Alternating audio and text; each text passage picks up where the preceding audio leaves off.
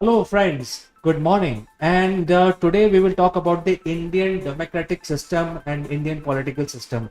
I think our program is being watched globally, and even though everybody knows about Mr. Modi, our Prime Minister, but people may not be knowing globally about the intricacies of the uh, political system. So I will briefly explain the political system which is prevalent in India, and then move on to the presidential elections which are going to be held next month. So let's look at the democracy in India. The democracy in India has been designed in such a way that there are no absolute center of powers.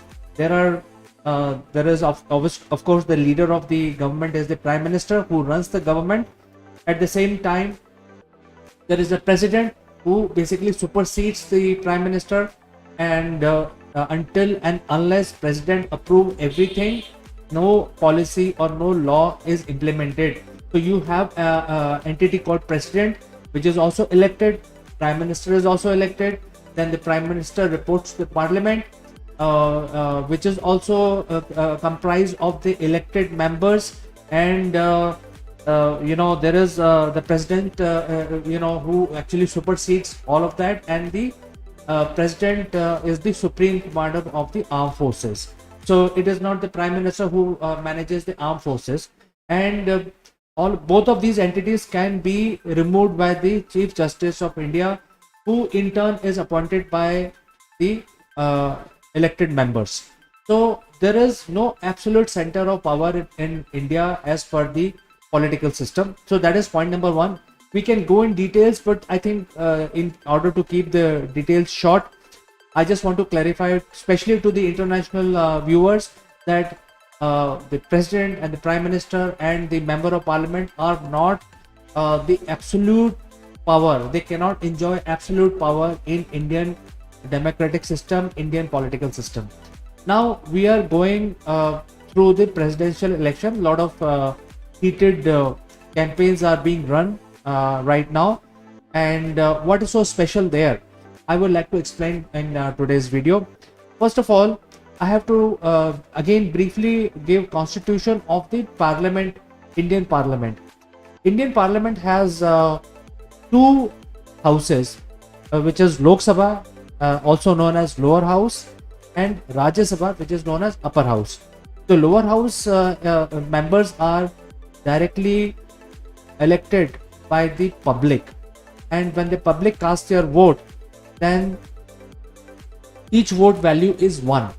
That means if I am voting, my my votes value will be 1, and all of these votes are counted, and based on that, different members are elected into Lok Sabha. So direct transfer of mandate from public to the member of parliament happens in Lok Sabha. Uh, Now, similarly, so that is the Indian government. Indian government has certain jurisdiction and certain responsibilities. However, there are India is a very large country, and when we talk about India, there are 29 states and union territories. Each of these 29 states have again local elected governments, and the governments in these states are known as assemblies.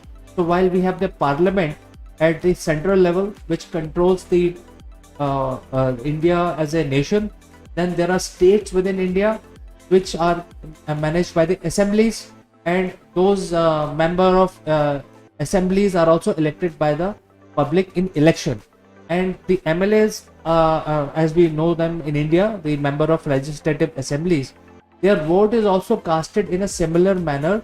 That means the people, when they are voting for the MLAs, just similar to MPs, their votes value is 1. That means you are selecting your local person who will run the local government, and you are also selecting the government at the center. So there are two types of election which happens in India, which is selecting the local government and selecting the government at the central. And so you know that there is no absolute power with the central government, and there is no absolute power with the state government. The responsibilities are divided, unlike many other countries where there are absolute powers. Here in India, none of the political class people who actually manage the government and governance can enjoy absolute power. There is always a combination and permutation which happens even while running the government, and government cannot decide something which they feel is right. There are checks and balances everywhere, and even if the central government pass resolution, the choice lies with the state government to implement and not to implement. It is not mandatory, because they are also running an assembly, and they can decide in the by casting vote to implement a central government order or disagree with that. So this is a true federal system in India that we have, and there is no absolute power center. Even though in the news and in the media it may appear that there are few power centers, but I just want to clarify that there are no power centers in India. And by the way, friends, we are live right now, and if you want to send in your suggestions, use the chat function in social media, and your message will be flashed here. Now, when it comes to selecting the Rajya Sabha, which is the upper house, they are directly selected by the assemblies. The members of Rajya Sabha are selected by the assemblies, and so the Lok Sabha people are selected by the direct transfer of vote mandate, and people then come and sit with the choice of the people, majority choice of the people, while the Rajya Sabha, which is the upper house, people are selected by the state. So you must be hearing these news that it is one-sided government which is running, but that is not the case here in India, because state have the equal mandate in running the central government. So the central government is being run by the lower house, and the governance of the lower house is taken care by the Rajya Sabha, where the members are selected by the state. So states not only run the state governments, they also overlook the functioning of the central government. So the power is not absolute. The state also looks at what decisions the Lok Sabha is taking, and in case they are not happy with those decisions, they can shut that decision down in Rajya Sabha. And once the both houses passes the resolution, it goes to the president for sign off. Now the president is not in any obligation to sign off anything which is passed by both houses of the parliament. He can send it back once for further review. So even president have choice to sign off anything which is happening in India or not to sign. Now the timing of these three entities, which is Lok Sabha, Rajya Sabha, and actually four entities, which is state governments, Lok Sabha, Rajya Sabha, and the President of India, is spread across midway across each houses. So that means even if the central government changes, it will not change anything in the governance of India, because the state elections will continue as we proceed further in time. There are no centralized elections, so elections are happening every 2 to 3 months in India. So the process of political system is so transparent here in India that no person can claim that they are the leader or the king or sort of monarch or dictator in India, because there are elections being held. There are different times at which the people are selected and they are rejected by the people. And today we would like to talk about the president. Now, if you have any question on this political system, you can send it to me and I can respond to you, or you can do it later also once the live session is over. Well, president is selected by something called the Election Commission of India. First of all, the president of India is selected by democratic process, and the process is that the selected member of the member of parliament and the MLAs, which are the member of legislative assemblies, basically cast vote to select their choice of candidate. So there is a election which is going on indirectly. That means the public select both MPs and the MLAs, who in turn select the president. So there is an indirect transfer of electoral mandate reaching the President of India. Whereas in case of Prime Minister, it's a direct transfer of mandate. So in President, it's indirect. In case of Prime Minister, it's direct. Um, so all the elections in India are conducted by the Election Commission, which is an independent body, just like the justice system in India, which is not part of the governance system at all. The judges in India do not report to any government, and likewise, Election Commission does not report to any. They are an independent body, and the chief election commissioner is although appointed by the government, but do not report to the government. And there are checks and balances to appoint an election commissioner and also remove the election commissioner. So there are a lot of this matrix organization which runs here in India, and that is why even election commission is not the absolute power, but their responsibility is to run the government during the period where the elections are going on, for example, like 20 days or 30 days, and then they will transfer the power back to the elected government. And they also conduct the election. So they have a fair means of conducting the election. There are different methods they use. So all the elections, including the president elections, are being conducted by the Election Commission of India. Now let's look at the qualification for president. The president has to be minimum 35 years of age, and the presidential candidate must qualify the qualification set for the Lok Sabha member, which is the lower house member. So if he is qualified to become a member of Lok Sabha and his age is 35 years, he then qualifies to stand in the election for president. So that means the qualification for the member of parliament is same as the qualification for the president to become president in India. However, the process of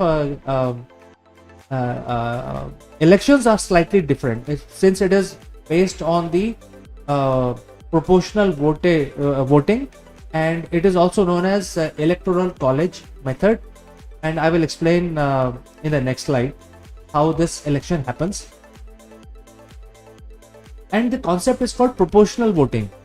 Proportional voting is dependent on the amount of vote a person gets for him to get selected into legislative assembly in the state or member of parliament at the center. So say for example, there is one member of parliament who's coming in from a place which has lower people, I mean number of people are less, the population of people who are casting vote for this particular person's election are say 100,000.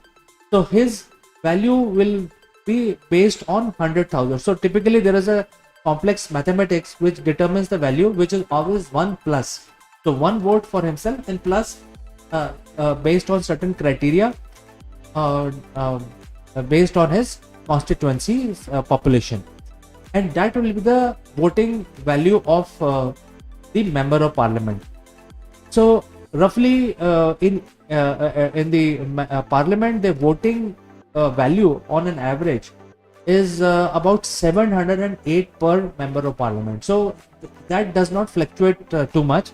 But when it comes to the states, because the MLAs are also casting vote, the value of MLA's vote, individual MLA vote, will fluctuate drastically, because there are certain MLAs who will come from very highly populated areas and their vote value will increase substantially, and whereas in the same state the MLAs may come from a less populated area, their value will be lesser.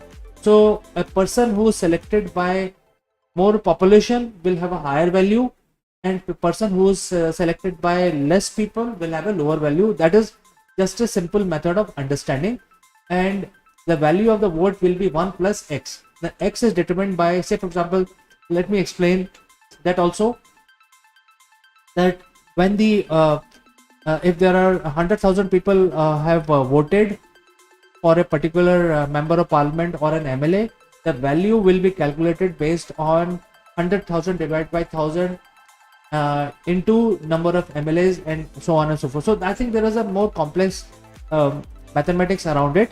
But I think the more important thing is to understand that each MLA's value is different and may vary drastically. And because of this proportional voting method, say for example, if there are 50 people who are voting for one particular presidential candidate, out of 50, 40 have voted for one candidate and 10 would have voted for another one. Now the chances are that the person who have voted, the 10 people who have voted for one candidate may become victorious. Now you would ask how that can happen, because the value of the vote of the 40 MLAs will be drastically less than the value of the vote of the 10 MLAs. So that is the difference here, and that is why the mathematics of proportional voting is quite complex. And roughly, as I said, the president is selected indirectly. So roughly, there are about about a million votes which are casted for selecting the president. There could be more than two candidates at any point in time, or two at least, because we seldom see any consensus candidate. So there is always a election, and based on the votes casted by the MLAs, because MLAs votes may have more value here, because the MP vote number of votes are by and large fixed, which is 708 is the value of each vote. But the MLAs in each state will have more value of the vote, and say for example, the state also from where the MLAs are casting their vote will also determine how much weightage and value they will bring to the presidential candidate. Say for example, state of Uttar Pradesh, which is the largest state in terms of population, and they have more than 400 MLAs in that state to run the government, local government. The value and the population is also very high in Uttar Pradesh. The value of the votes which are casted in Uttar Pradesh alone is about 140,000 votes. So out of a million votes, 140,000 votes are coming just from one state, and rest of the states will have lesser value because the population in others 28 states and union territories are lesser. And that is why the presidential election is really mind-boggling mathematics. You can imagine that there is so much political activity goes on to select the president, in terms of calculations, in terms of who will cast vote, and which MLA is more valuable, because that MLA will have more weightage in order to select the presidential candidate. And once these votes are counted, these elections are conducted by the Election Commission of India, and the voting happens inside the assemblies and the parliament. And when the voting happens, it's off limit. That means public is not voting here, and any vote which is casted outside the assembly will not be counted. So all these regulations and there is no proxy vote here. So necessarily the MLAs and MPs will have to walk into the parliament to cast their vote, and if they do not go there, then they will not be able to cast their vote on a proxy. So that is, there are certain other regulations also, who can cast vote, who cannot cast vote, but ultimately everybody has to reach the floor of the assembly or floor of the parliament to cast their vote. Once the votes are casted, these are casted on a special piece of paper, and they are counted by the election commissions, and based on that the election commission announces the selected candidate who will become the president for 5 years. And when they become president, they'll go and live inside the presidential house, which is called Rashtrapati Bhavan. So current president is Mr. Ramnath Kovind, who is he has already completed 5 years, and the next election date is 18th of July, and the election will be held based on the method that I explained in today's video. I think it's going to be very exciting to see how the push and pull between the state and the central government happens, and how the presidents are elected. And as I said, the states government have more say in selecting the candidate which they prefer, who will basically head the Indian governance system. So you can imagine that while keep hearing the news about federalism, etc., the federalism is very strong here in India, and the states have more control on Rajya Sabha and also on the presidential candidate to select their own candidate, who will then supersede everything else. So friends, do let me know what you feel about this. If you have any comments or any suggestions, I would be more than happy to answer those. Probably we can do research and I can get back to you on that if you have any difficult question. Otherwise, if you have any thoughts, I will respond to you immediately as soon as I receive your message. And as always, thanks for watching, and I will catch you in the next edition of Morning Brew next Friday, same time. And for today, I'd like to say goodbye.